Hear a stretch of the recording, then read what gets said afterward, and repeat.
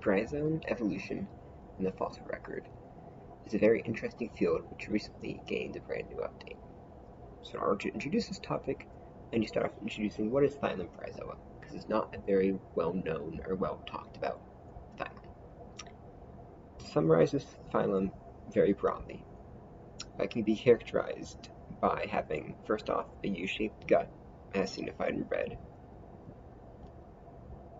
Secondly, it can be characterized by its main feeding apparatus, which called a lophophore. Lophophore is only found in a few other phylum, and it is this horseshoe-shaped feeding apparatus with tentacles which bring food particles into the mouth, signified in red in both images.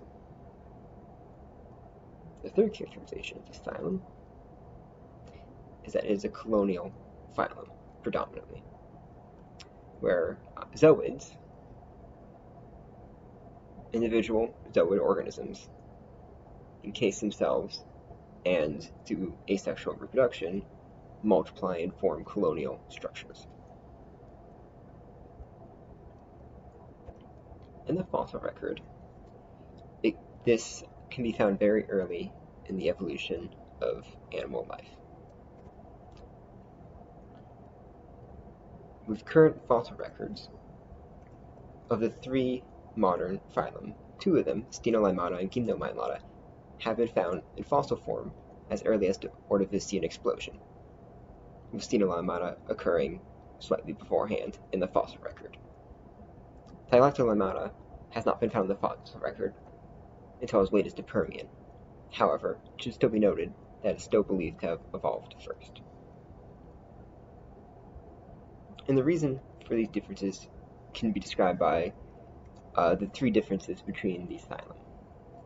Thylacolimata is pretty much completely gelatinous in fresh water. It has no biomineralization almost whatsoever. Gymnolimata and Stenolimata tend to be more similar, with Gymnolimata tend to be in between Thylacolimata and Stenolimata in terms of characterizations. Gymnolimata is usually, but not always, have a hardened biomineralized skeleton, and it is almost always marine, but it can shift into Thylacolimata territory a little bit. Stenolimata is pretty much completely having a calcified skeleton. It is almost completely a marine phylum. Both should be noted, biomineralization most likely occurred separately between Gymnolimata and Stenolimata, which most likely does explain the differences in where they're occurring in the fossil record. Because the thing is, early bryozoans, the reason the fossil record is so poor, most likely is because, first off, they're not well mineralized. These early bryozoans tend to be small in size, which also makes fossilization difficult.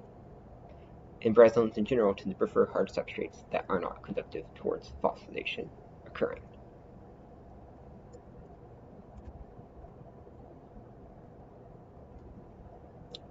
With these taken into account, and the fact that a very diverse bryozoan fossil record appears very suddenly in the Ordovician, where in the early Ordovician there are a very, very large and diverse amount of bryozoans, it is believed that bryozoans first evolved in the Cambrian.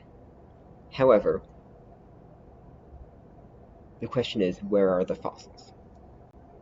Recently, scientists have finally uncovered that Bryozoa did in fact originate in the Cambrian.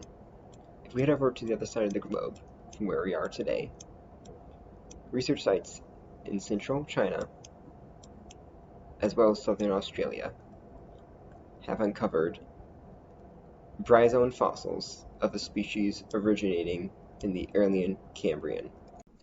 This paper, published just a couple months ago by a wide variety of scientists in the Nature magazine, discusses the results and findings of analysis of the aforementioned fossils. So this is the species they found, Protomycelion gatehousei, and as you can very clearly see with these fossils, the imaging they have very clearly shows the individual zooid colonies, which are the cup-like forms that you can see. order to do the analysis, they mainly used 3 separate techniques. The first was scanning electron microscope, and they used that to obtain detailed images of the surface of the fossil, like the images just shown.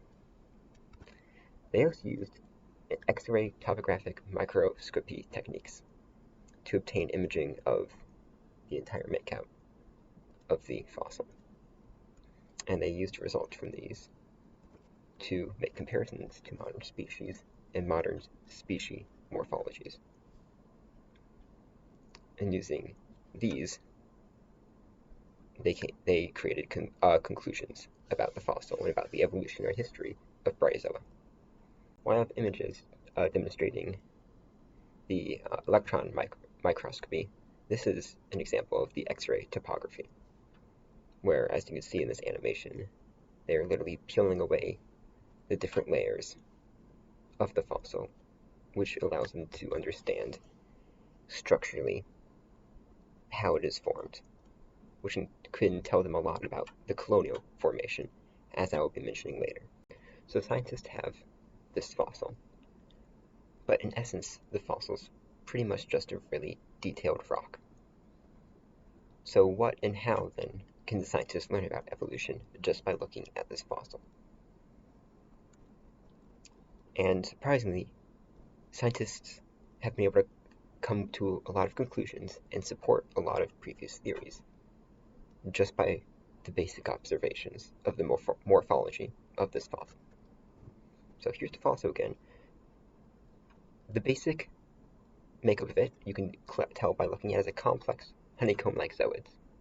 So they kind of form a hexagonal honeycomb-like shape, and that's how they're formed, and that's how they're assembled. Don't want to say formed yet.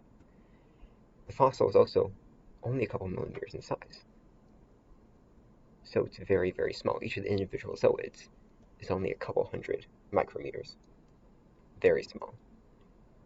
And then what also you cannot see in this image, but the zooids arrange themselves in 2 layers, a kind of back forth on one another, so that the openings will be facing 2 separate directions. And just by the zooid placement I've just described, scientists have been able to theorize what the colony's growth pattern is mostly like. So here's basic drawings of what the zooid placement is. As you can see, it's back and forth, building up in a straight line. And what most likely happens then is the zooid forms, and it forms an opposing facing zooid on the other side, and it builds itself up like this manner. Just by looking at this, they can already tell this most likely builds itself this way. And this is comparable to members of the phylum I mentioned earlier, Ostenolimata. They use this technique to form a branched colony, but this colony isn't branched. But they've also figured out what the colony's shape is. So they've looked at this back form function, but they also looked at how the zooids are arranged hexagonally on a sheet. And they've kind of figured out it kind of comes to rows that kind of taper to the ends. Because of that, scientists have theorized that it creates a very small dome-like shape. So they figured out what the entire colony most likely looked like when fully grown and not slightly crumbled up rocks.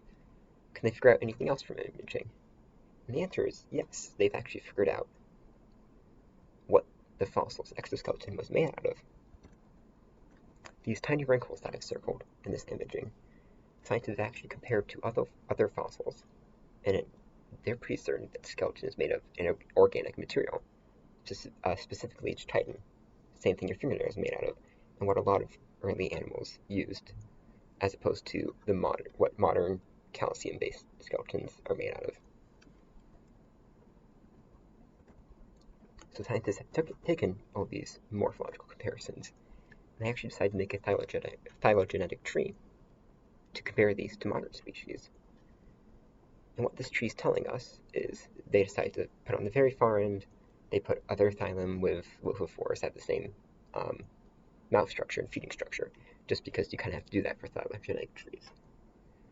But they've kind of determined that the new species is on a slightly separate evolutionary track from the more modern Thylactylimata, Stenolimata, and Gymnolimata, as you can see in the blue, red, and green.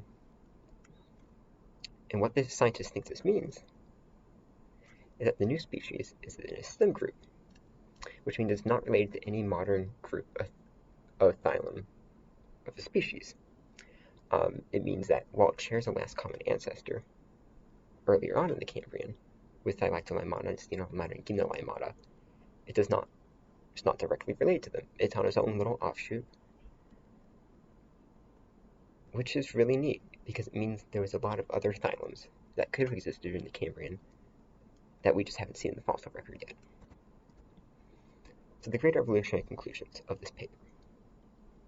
First off, there is pretty much enough proof at this point to say Bryozoa began in the Cambrian area.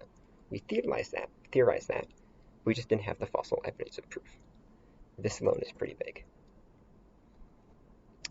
Along that, there are identified Bryozoan stem groups from this area not present today, which means there's a lot of diversity we just don't know about, evolutionary speaking, in Bryozoa. And lastly, something I haven't mentioned yet, is scientists are pretty sure that Bryozoa evolved from a colonial organism.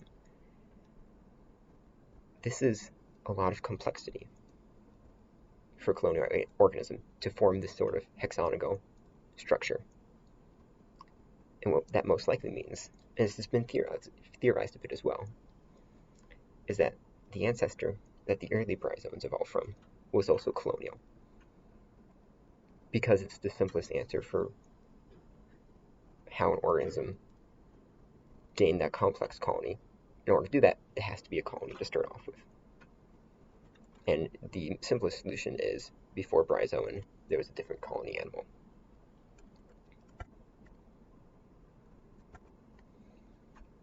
Thank you very much. Just quickly run through citations.